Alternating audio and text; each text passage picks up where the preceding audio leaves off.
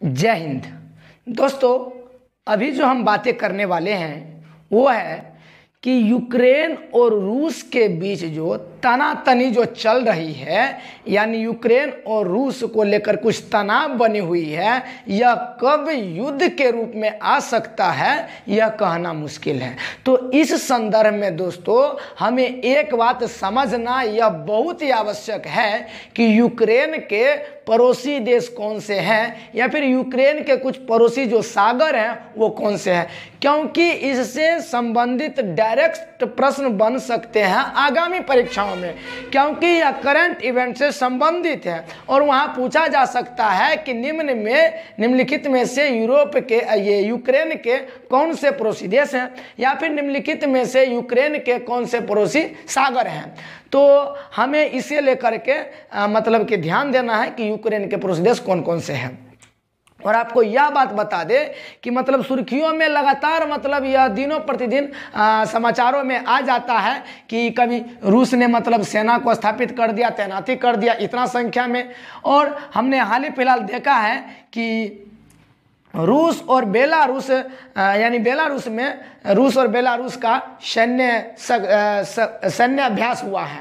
और यहाँ भी यह भी हमने मतलब समाचारों में सुना है कि आप भी सुने होंगे कि काला सागर जो है दोस्तों, यहाँ पर ब्लैक सी है, काला सागर, यहाँ भी रूस अपना नौसैन्य अभ्यास कर चुका है। तो दोस्तों जाहिर सी बात है कि यूक्रेन मतलब ये भी भनक लगता है तो यूक्रेन को मतलब ऐसा लगता है कि मैं यूक्रेन पर जो है ये युद्ध का खतरा मंडरा रहा है।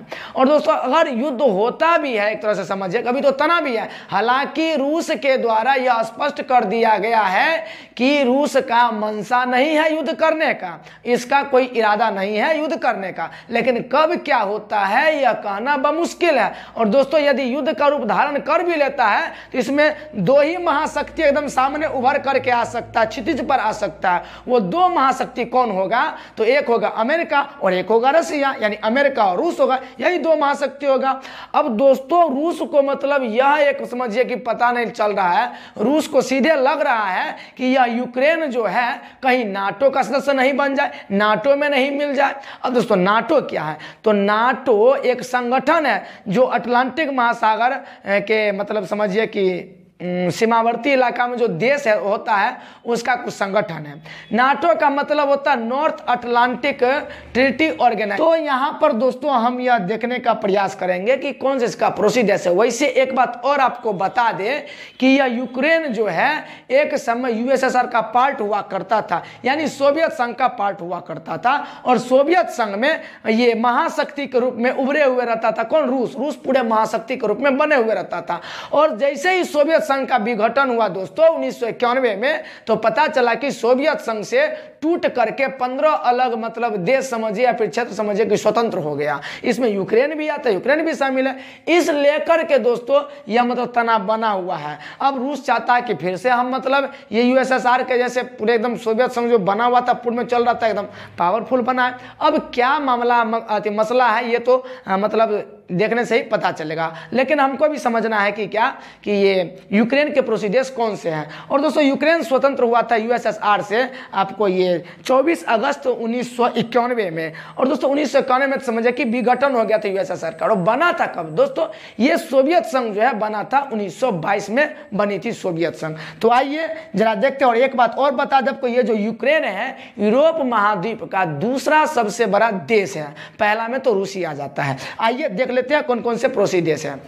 दोस्तों इधर है रूस, दोस्तों तो ये हो गया रूस, ये है बेलारूस, तो हो गया पड़ोसी देश रूस बेलारूस। इसके बगल में आते हैं, इस साइड पश्चिम साइड आते हैं तो आ जाता है आपका क्या?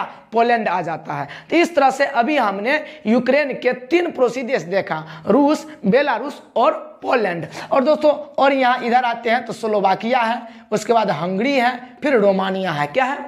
Slovakia, Hungary, Romania. देख लिए। तो इस तरह से हमने अभी ये कितना देखा? 6 देख लिया लगभग। कौन कौन? रूस, बेलारूस, पोलैंड, स्लोवाकिया, हंगरी और रोमानिया। और बीच में एक छोटा सा और ये आ जाता है मोल्डोवा आ जाता है। तो इस तरह से हमने कुल 7 अभी ये पड़ोसी देश के बारे में देखा।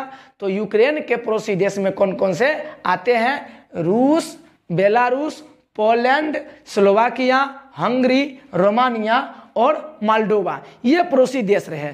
और ये यूक्रेन के ये पड़ोसी सागर कौन है, तो देख लीजिए कि ये सागर आ जाता है काला सागर और इधर एजोब सागर आ जाता है, काला सागर और एजोब सागर।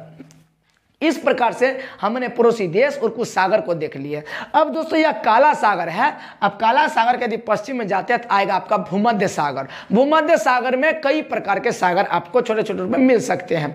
भूमध्य सागर मोटा मोटा हम लोग बड़े बृहद स्तर पर देख लेते हैं। अब भूमध्य सागर में कौन कौन से सागर मिल सकते हैं, इसके बारे में हम अलग से चर्चा करेंगे, लेकिन चलते चलते हम बता देते हैं कि भूमध्य सागर में कौन कौन से सागर है। दोस्तों भूमध्य सागर में आप देख सकते हैं, या फिर मैं यदि मानचित्र उल्टाते हैं तो वहां देख सकते हैं कि भूमध्य सागर में इटली से यदि शुरू कीजिएगा दोस्तों, इटली से शुरू करते हैं तो वहां पर आ जाता है एड्रियाटिक सागर, आयोनियन सागर, इसके बाद फिर आ जाता है आपका ये लिगुरियन सागर, टिहरियन सागर, ये सब आता है बेल्टिक सागर, बहुत सारे सागर उसमें आते हैं, तो हम अलग से उसका लोकेशन देखेंगे। इस प्रकार से हमने यहाँ देखा, इधर आ जाता है भूमध्य सागर, यहाँ काला सागर, एजोब सागर, इधर आ जाता है कैस्पियन सागर, फिर उधर आ जाता है अरल सागर। तो इस तरह से हमने अभी देखने और समझने का प्रयास किया कि यूक्रेन के पड़ोसी देश कौन से हैं और उनके पड़ोसी मतलब ये समुद्र जो सागर जो है वो कौन से हैं।